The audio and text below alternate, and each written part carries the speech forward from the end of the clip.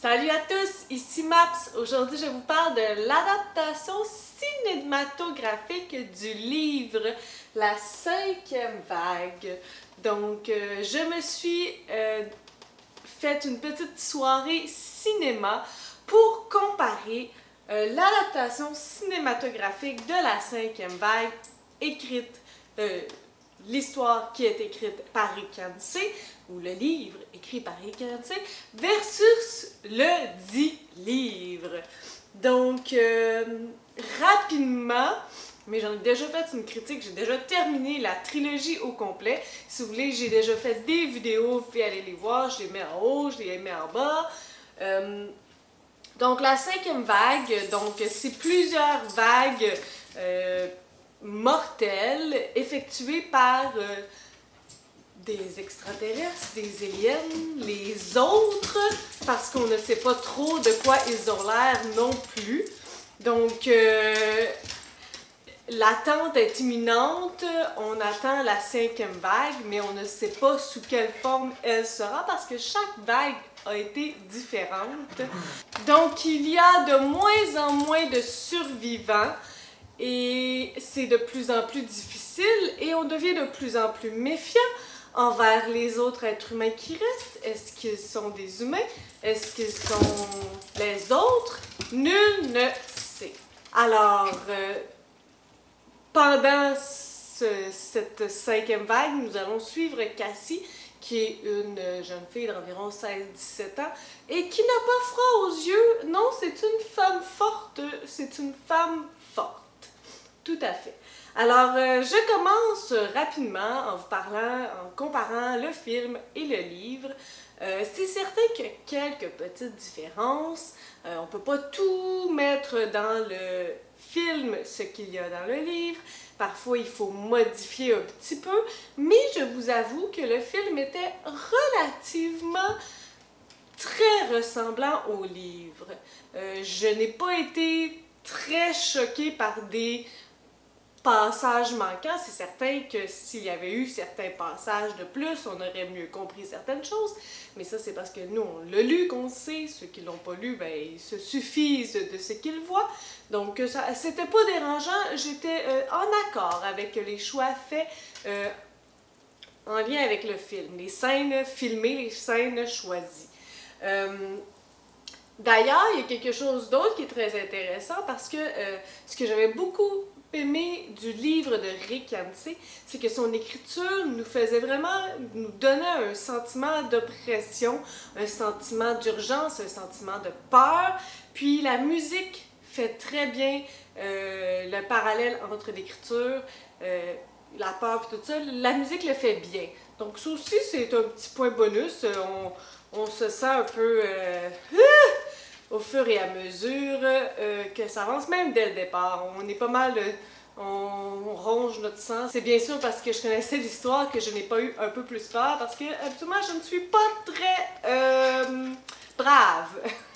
Donc, il y a quelques moments où c'était tellement noir là, qu'il est difficile de voir quelque chose dans le film, puis c'en est comme un peu tannant. Je comprends que c'est la nuit puis il fait noir pour vrai, mais lorsqu'on n'est pas capable de voir ce qui se passe, en tout cas pour moi je trouve ça pas intéressant, mais c'est vraiment un semi-détail, là. Ça arrive une scène particulière qu'on voit vraiment rien, là. Bon, hein? On peut pas, ça peut pas être parfait.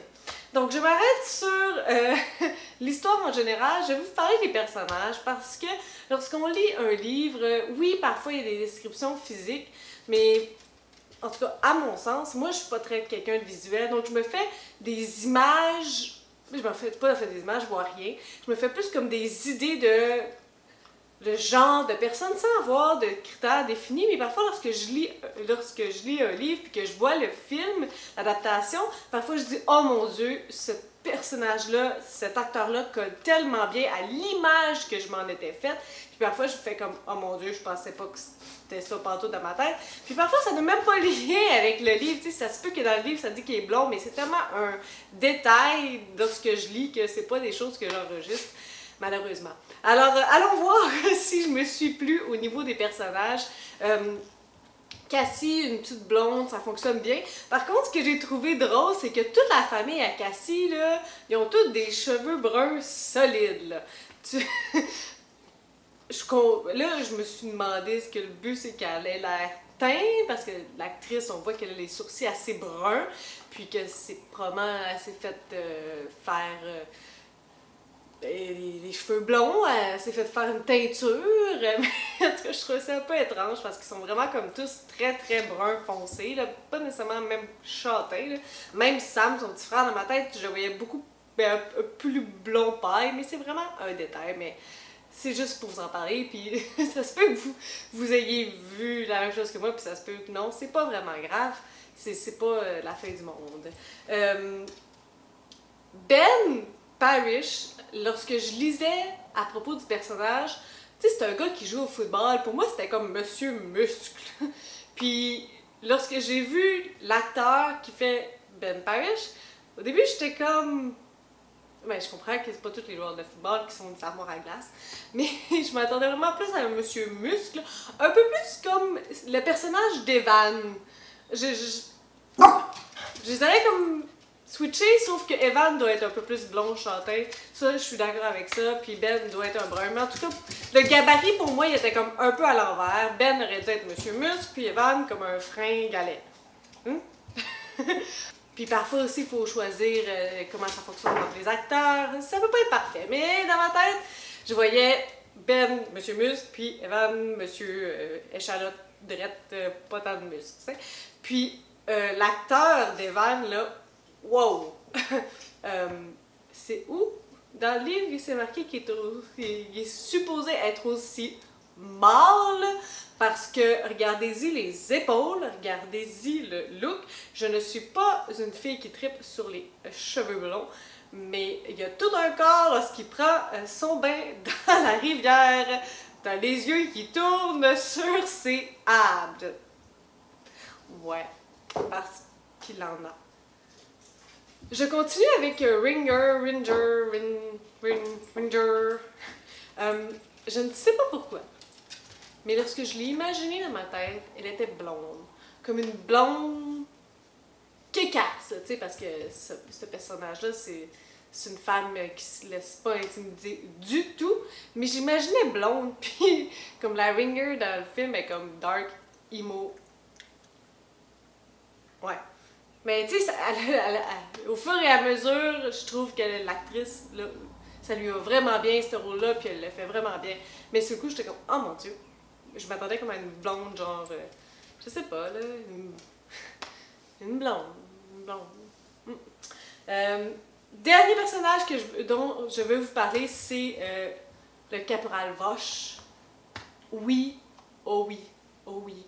Le visage de Liev Schreiber, si ça se dit comme ça, le gars qui fait Victor dans X-Men, c'est effectivement l'image que j'avais en tête. Lorsque je l'ai vu, j'étais comme, oh mon Dieu, oui, il y a comme un air baveux, un air qu'on n'aime pas parce qu'il a l'air méchant. Très, très, très bon choix. Et une dernière petite chose dont je veux vous parler, et c'est vraiment anodin, mais en même temps, comme j'ai été obligée de le réécouter, puis je fais jamais ça dans un livre, là, dans un film, c'est la claque. À 59 minutes, Cassie sacre une claque à Evan, puis c'est vraiment un détail, là, mais comme lorsqu'elle lui donne une claque, là, il y a comme... on dirait que c'est une fausse, là. Il bouge même pas sa tête, c'est comme... En tout cas, je sais pas comment ça se passe, là, mais comme... le personnage n'a même pas l'air d'être comme surpris quand il sacré une claque, il est comme... Il bouge pas. Il y a aucun... Je sais pas pourquoi c'est vraiment un détail, mais ça m'a accroché sur le coup, je comprenais pas. J'étais comme, ah! Comme, ça a vraiment l'air comme s'il a pas touché, là, tu sais, il bouge pas, là. Puis il a même pas l'air fâché, il a même pas l'air comme surpris, il a même pas l'air... Hein? C'est tout ce que je voulais vous dire sur le film adapté du livre La Cinquième Vague. Au final, j'ai trouvé que c'était une très bonne adaptation cinématographique. D'ailleurs, le premier tome de La Cinquième Vague, c'était probablement mon préféré des trois parce que il expliquait bien toutes les choses, puis il y avait comme une action fluide, puis c'était un peu moins flou que les autres, ou que c'est un peu comme survivre, survivre, survivre, tandis que là, il y avait différentes étapes.